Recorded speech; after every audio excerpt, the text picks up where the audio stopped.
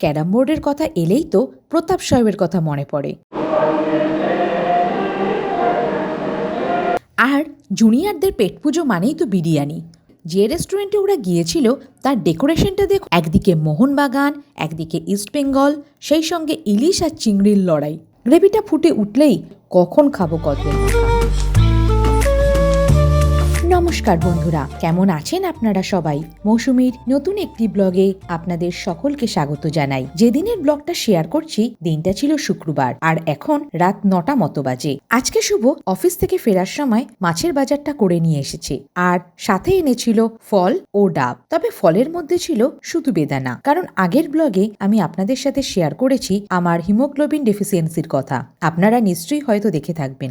এখন থেকে প্রতিদিনই আমাকে একটা করে বেদানা খেয়ে যেতে হবে ডেলিভারির আগে পর্যন্ত।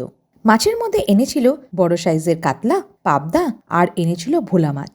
জানেন তো, ভোলা মাছ, পাবদা মাছ আমি এই বছরে প্রথম খাবো, কারণ আমি তো আগেই আপনাদের সাথে শেয়ার করেছি দীর্ঘ 5 মাস আমি কোনো ননভেজই খেতে পারিনি, আর মাছের গন্ধ তো আমি একেবারেই সহ্য করতে পারতাম না। তাই বলতে পারেন এই মাছগুলো আমি এই বছরে প্রথমই খাবো। মাছগুলো ভালো করে ধুয়ে পরিষ্কার করে এয়ারটাইট কন্টেইনারে গুছিয়ে রেখে দিলাম। এইভাবে রাখলে মাছ কিন্তু বেশ ভালোই থাকে, আর স্বাদেরও কোনো পরিবর্তন হয় না। আর এই হচ্ছে সেই বেদানা আর ডাব। ভোর রাত থেকে এত বৃষ্টি হয়েছে যে দেখুন রাস্তায় কেমন জল জমে গেছে। আজকে শুভর আর ক্লাবের জুনিয়ররা মিলে ক্যারাম বোর্ড আনতে যাওয়ার কথা ছিল, সেই মতো গাড়িও চলে এসেছে, কিন্তু ওরা ভীষণ টেনশন করছিল যা বৃষ্টি হচ্ছে এর মধ্যে আনতে পারবে তো, কারণ বোর্ডে একটু জল লাগলেই তো বোর্ড ফুলে যাবে। দেখেছেন চারিদিকে কেমন জল জমে গেছে। প্রতি বছরই যত পুজো সামনে আসতে থাকে ততই যেন বৃষ্টির দাপট বাড়তে থাকে, আর এরকমই আমাদের এখানে জল জমে যায়। তাও তো এখন অনেক কম জল জমে, যেহেতু কাল রাতে প্রচুর বৃষ্টি হয়েছে তাই এরকম জল জমেছে। যাই হোক, ঠাকুরের নাম নিয়ে সকলে রওনা হয়ে গেল। আমাদের পাড়ার ছোট গলি ছাড়িয়ে গাড়ি বেলঘুরি এক্সপ্রেস হয়ে ছুটতে শুরু করলো। মেঘলা ওয়েদার, আহা কি যে ভালো লাগছিল, কি বলবো। এই ভিডিওগুলো দেখেই আমার মনটা হালকা হচ্ছিল। দীর্ঘদিন তো আমি বাড়ি থেকে বেরোতেই পারিনি। এই যে প্রায় চলেই এসেছে ওরা। এই যে রুবি জেনারেল হসপিটাল, তার থেকে একটু এগিয়ে গেলেই West Bengal carrom board association, আর এখানেই ক্যারাম বোর্ড পাওয়া যায়। পৌঁছে গেছে ওরা ওয়েস্ট বেঙ্গল ক্যারাম বোর্ড অ্যাসোসিয়েশনে। এর অ্যাড্রেসটা হলো 26 পূর্বাঞ্চল স্কুল রোড, কলকাতা 78, আর ফোন নাম্বারও পাশে দেওয়া আছে, আপনারা জুম করে দেখে নিতে পারেন। আর ক্যারাম বোর্ডের কথা এলেই তো প্রতাপ সাহেবের কথা মনে পড়ে। তার ক্যারাম বোর্ডই হলো সব থেকে ভালো ক্যারাম বোর্ড, তাই এখান থেকেই ওরা বোর্ডটা অর্ডার করেছিল। এই হচ্ছে সেই বোর্ড যেটা ওরা অর্ডার করেছিল। দেখুন তৈরি হয়ে গেছে, আর পাড়ার জুনিয়ররা চেক করে দেখছে যে বোর্ডটা কেমন হয়েছে। সবাই বোর্ডটা দেখে তো বেশ খুশি। ওখানে যারা কাজ করছিল তাদেরকে জিজ্ঞাসা করেছিল একটা বোর্ড তৈরি করতে কতদিন সময় লাগে, কি কি কাঠ দিয়ে বোর্ড তৈরি করা হয়, এইসব। আর এই যে ভদ্রলোককে আপনারা দেখতে পাচ্ছেন, উনি নাকি 98 থেকে এখানে মানে প্রতাপ সাহেবের কাছে কাজ করছেন। ক্যারাম বোর্ড তৈরি করতে কি কি কাঠ লাগে জানতে চাইলে উনি ব্যাপারটা ক্লিয়ার করে বললেন। ক্যারাম বোর্ডের ভিতরের অংশটা তৈরি হয় আম প্লাই দিয়ে, আর বিটটা যে কাঠ দিয়ে তৈরি হয় তাকে বলে লোহা কাঠ। আর এই দেখুন আর একটা ক্যারাম বোর্ড তৈরি হচ্ছে, আর এর ওপরে কে বসে আছেন দেখতে পাচ্ছেন, আর ইনি হচ্ছেন সেই প্রতাপ সাউ, যার ক্যারাম বোর্ড বিখ্যাত। বোর্ডের সাথে দুটো স্ট্রাইকার দেওয়া হয়ে থাকে। এই কালো স্ট্রাইকারগুলোর দাম 450 টাকা, সাদাগুলোরও দাম একই, আর এই রং বেরঙগুলোর দাম 250 টাকা। আপনারা ইচ্ছা মতো যে কোনো দুটো স্ট্রাইকার নিতে পারেন। এবার গুটি চয়েস করার পালা। বিভিন্ন ধরনের গুটি ওরা দেখছে কোন গুটিটা ভালো হবে, পাতলা গুটি ভালো হবে নাকি মোটা গুটি। এরকম 3 ধরনের গুটি ওরা পছন্দ করলো, তার মধ্যে থেকে যে কোনো একটা গুটি ওরা নেবে। তাহলে বোর্ডের সাথে দিল দুটো স্ট্রাইকার, গুটি আর বোর্ড ঘষার পেপার। ক্যারাম বোর্ডের দাম পড়েছিল আনুমানিক 18 কিংবা 19,000 টাকা, এখন আর ঠিক আর মনে নেই। এবার বাড়ি ফেরার পালা।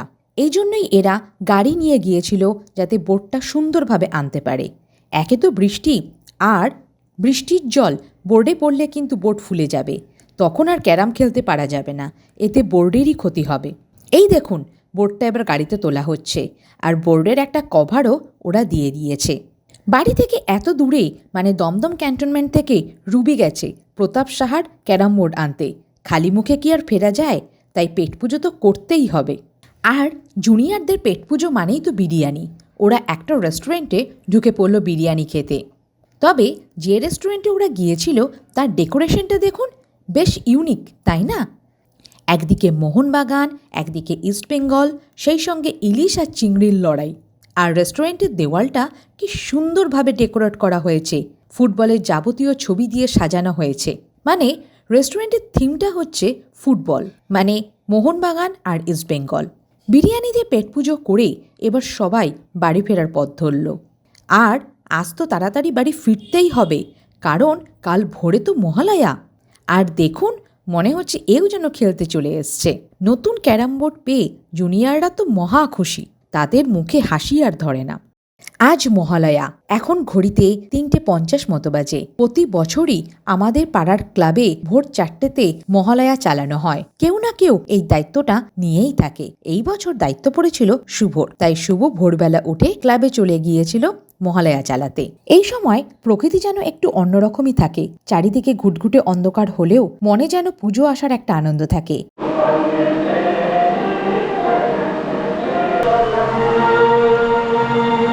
ভোরের আলো ফুটে উঠেছে, ঘুটঘুটে অন্ধকার কেটে গেছে। এই সময়টাতে আমার মনে হয় অশুভ শক্তি সরে গিয়ে যেন নতুন এক সকালের সূচনা হলো। আমি সেই 3:30তে ঘুম থেকে উঠেছি, কারণ যদি মহালয়া শেষ হয়ে যায়, যদি ঘুমিয়ে পড়ি, তখন মহালয়া শুনতে বেশ ভালোই লাগছিল, কিন্তু পরে বেশ টায়ার্ড ফিল হচ্ছিল, তাই দেরি না করে আরেকটু ঘুমিয়ে নিয়েছিলাম। ঘুম থেকে উঠতে বেশ দেরি হয়ে গিয়েছিল, তাই তাড়াতাড়ি খুব সামান্য ব্রেকফাস্ট করে দুপুরে রান্না বসিয়ে দিয়েছিলাম। তবে রান্না বলতে শুধু মাছটাই করব। আজকে রান্না করব ভোলা মাছের ঝাল। যেহেতু আজকে রান্নার চাপ অনেকটাই কম, তাই ভেবেছি আজকে এই ডুমুরগুলো রান্না করব। এই অল্প পরিমাণ দেখে কিন্তু একদম ঘাবড়ে যাবেন না, কারণ এটা শুধুমাত্র আমার জন্যই আমি তৈরি করব।